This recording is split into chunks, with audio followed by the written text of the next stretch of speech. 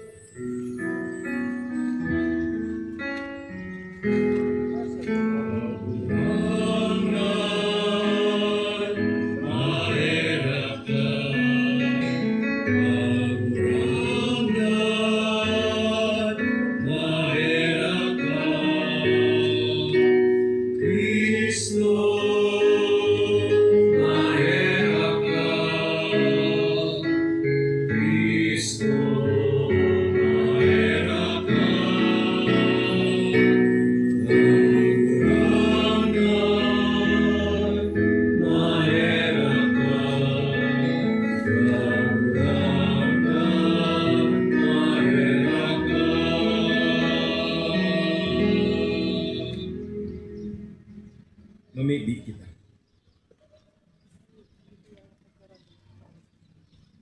O Diyos na nagpili kay Santa Maria ang Birhen, inaakan para ligtas, nangungurog sa kapakumbabaan asin kadukhaan, namimibi kami, warasan na kami nagsusunod kan sa iyang mga paarog, makautob nin paggalang sa imo sa tunay na pagtubod, asin bilog na maglaom sa imong pagliligtas. Uli kay Jesucristong kagurang na nyamo sa imong Aki, na kaiba mong nabubuhay asin nagahade kasaro kan Espiritu Santo, Diyos, sa gabos na kapanahonan kan mga panahon. Amen.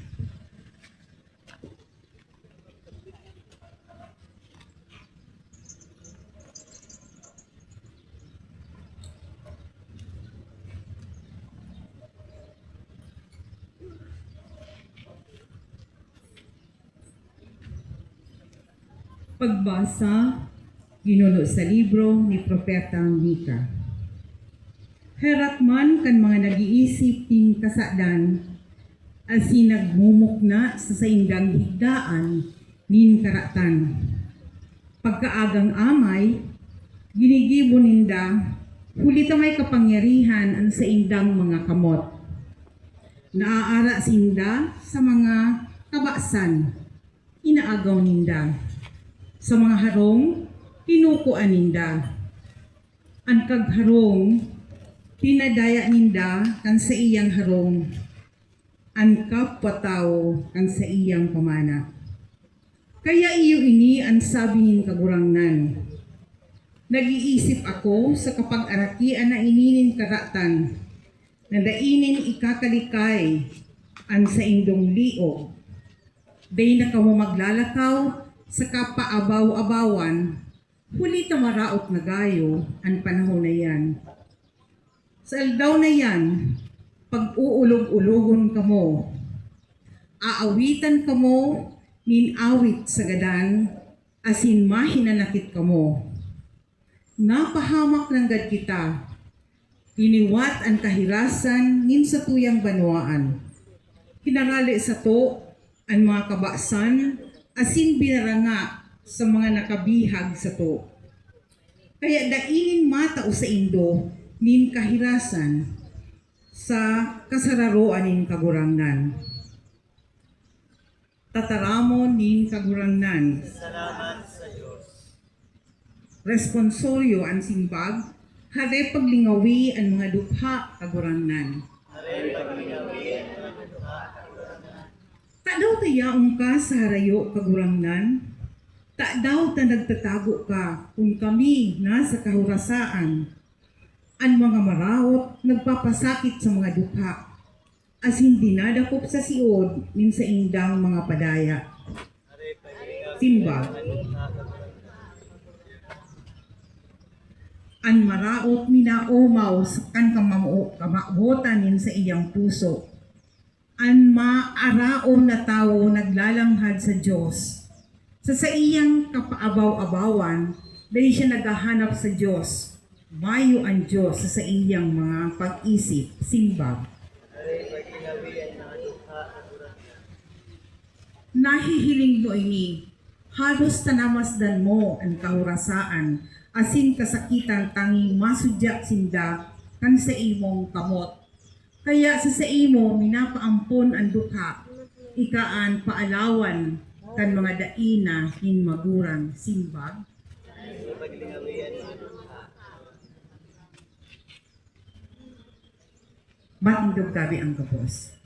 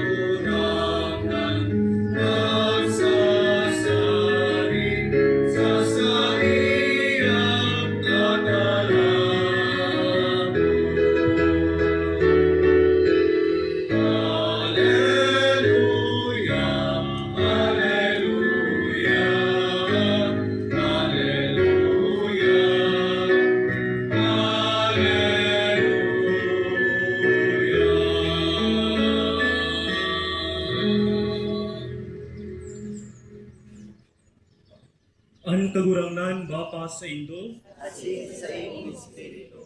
pagrupyaw kan banal na ebanghelyo susog ki San Mateo. Kawayan sa iyong kagurangnan.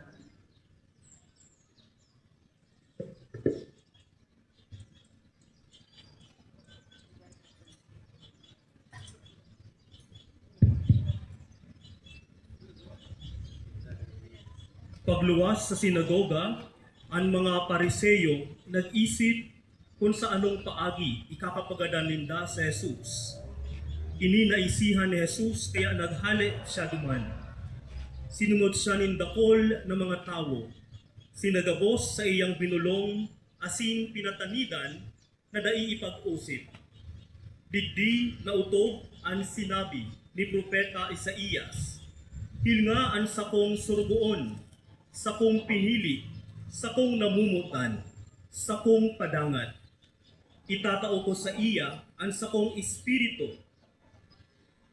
San, irukyaw sa mga banwaan.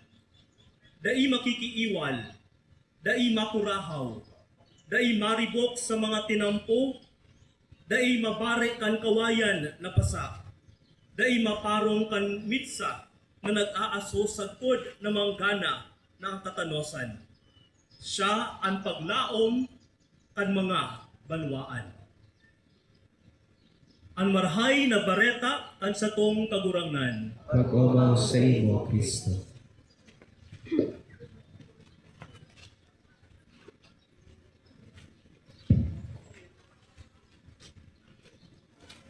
Ismaray na Aldo po sa Sendo Gabuhos mga tugang, panuwaan ng Diyos, kan Diocese kan Legazpi, para po tayo Diocese kan Masbate.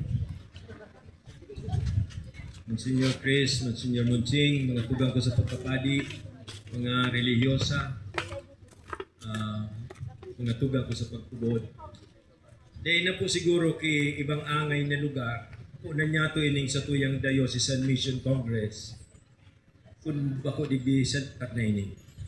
Banan lang lugar, panunin kasaysayan, bako lang tourist attraction, kundi sa tuyang mga albayano, simbolo ini, bako lang kan kagayunan, kan kapalibutan, mga paog na itinatonin mahal na Diyos. Garurog sa kabos, pagirumdum ini sa sato, kan banhi na isinabwag kan mga misyonero, na kundai ang mga banhing ito, ni evangelisasyon, kan ebanghelyo, tayo kita magsisilibrar ngunyan aldaw.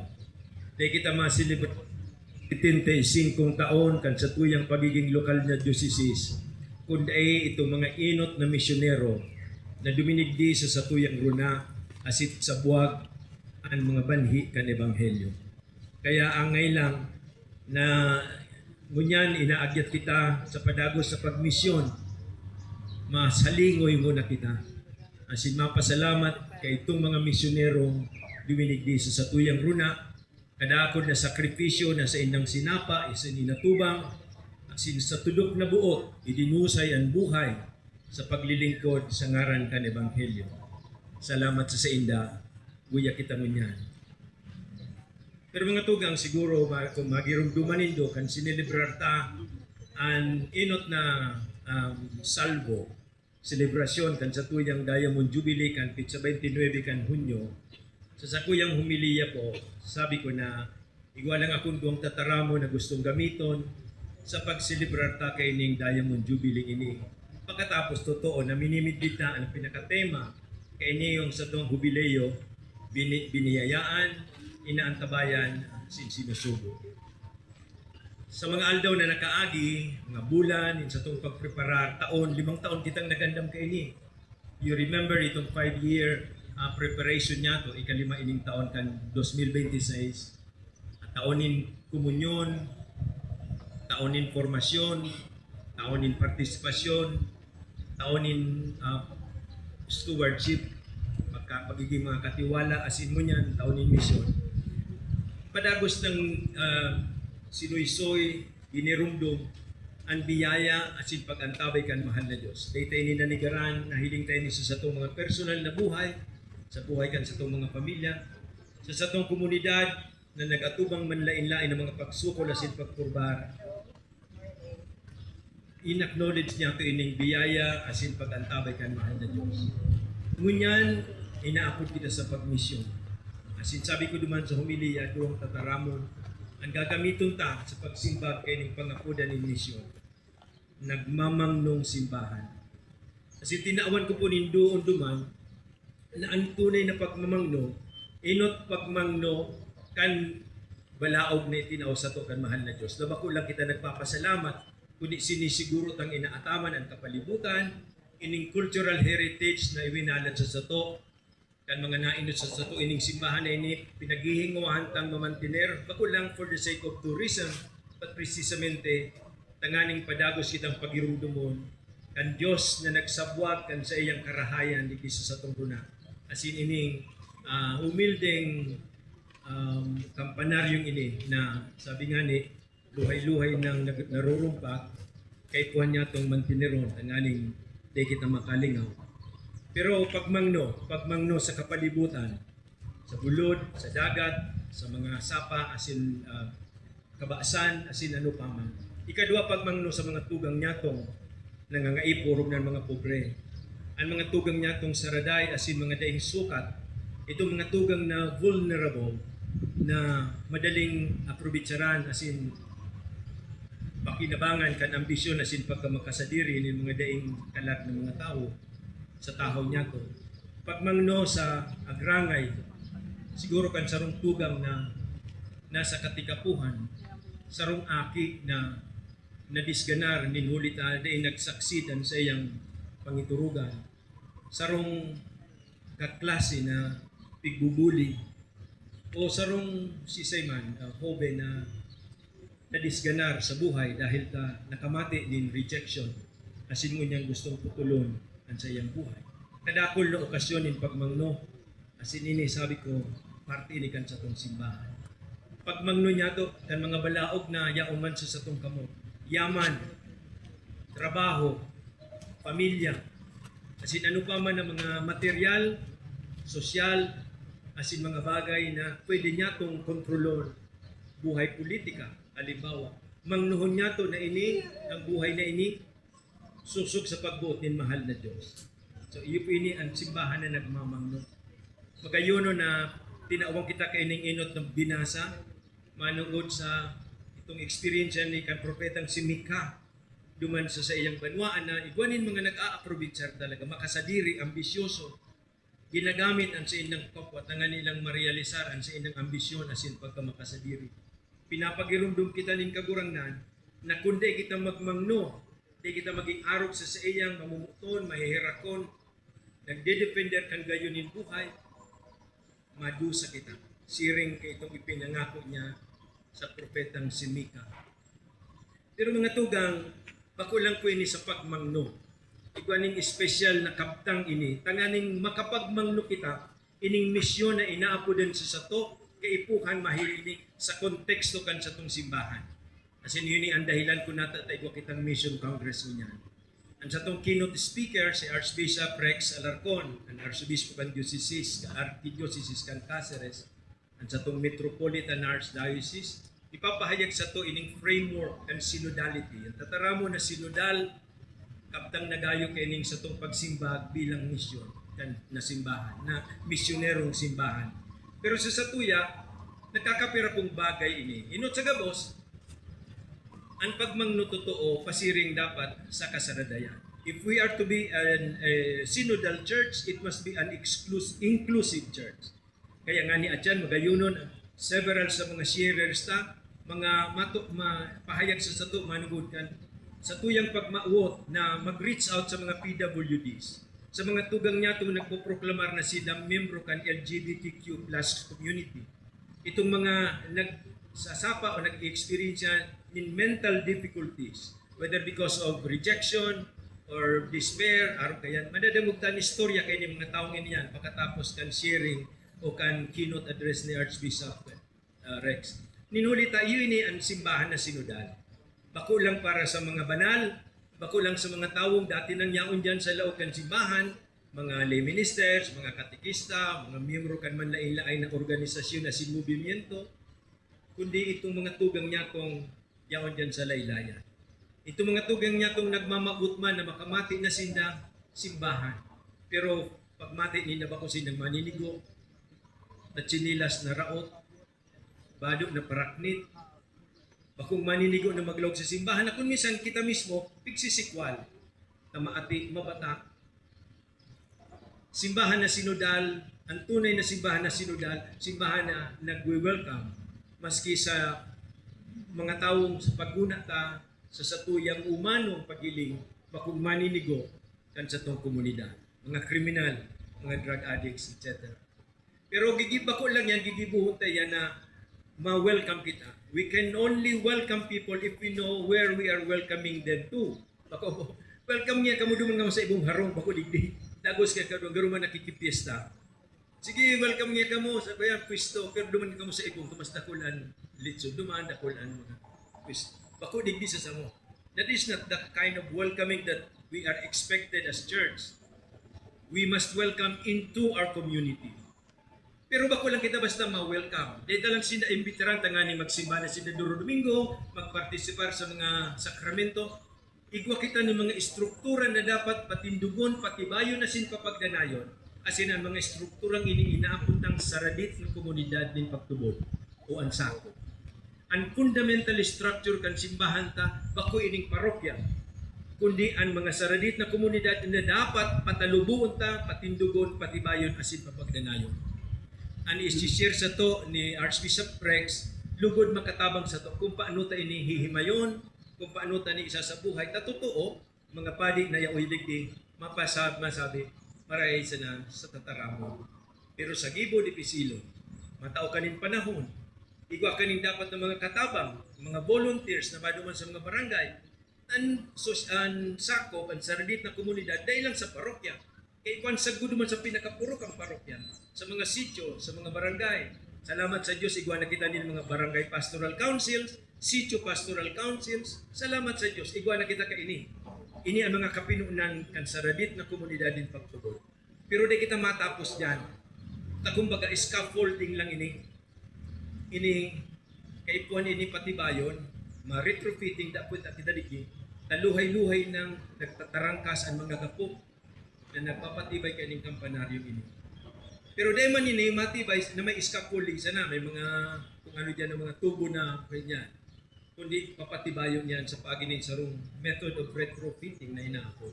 Iyon man po sa satong mga komunidad. Dahil man kita masabing, ay igwa na kami kay Barangay Pastoral Council sa Barangay San Lorenzo, igwa na kami kay ining araw kay ni Duman. Pero ano ini? Nabubuhay? Naghihinanyog sa tataramon kan Diyos? Nagpapahayag ng experience sa kada sarok? Nagpapatinarabang tabang? Nagsasaksi sa hustisya asin katanosan? Mga kahaputan na kung sinimbagunta sa positibong simbag, magpapahayag na buhay ang saradit na komunidad kan mga parokya. Iyo ini ang pangapudan sa sato ang simbahan. Kung magiging misyonerong simbahan kita, ang misyonerong simbahan, bako itong maduman sa harayong lugar sa Africa, sa Papua New Guinea, kung saan pamanday-midbid ang mahal na Diyos. Kadakol ng mga tugang tayday nakakapidbid sa mahal na Diyos, nakabdang nagayo kan sa tong komunidad. Asin ini, tatabangan tang maghimate, maghinanyog asin makamidbid sa kagurangnan, sa pagi kaning komunidad na magsasaksi sa inda na buhay ang simbahan. Asin ang komunidad na yan, inaapot ang saradit na komunidad ng pagtubod. Bakong madali. Si Jesus mismo sa Ebanghelyo na damugta. Isipan ni maraot ng mga Parehas at sinskriba. Ang mga istorya antes kay ni nangyari kay ning Ebanghelyong na damugta mga tugang, si Jesus inot nagbulong nin sarong kimay na tawo durante ni sarong Sabado duman sa sinagoga. Tinugutan niya na magkaon sa mga disipulo niya kay ning mga trigo sa duman sa umat na nagkagurutom, nabawal da sabi kan mga eskriba. Huli kay ni, pigbabalgadaan ni Jesus ang lay, kaya kontrabida na siya sa mga namamayo kan simbahan kan panahon. Itaman, makakaagi man kay ni. Yaon man sa satuyang tahaw, ang mga tao na day kumbinsido kan sa tong paghiro. Yaon yan sa satong tahaw, ang espiritu ning karatan, na didisganaron kita, tanganing di kita magpadago sa satong pagbaklay sa satuyang buhay bilang simbahan. Kaya araw kay Jesus, ano ang gigibuta? Inot sa gabos, di kita makikilaban. Jesus never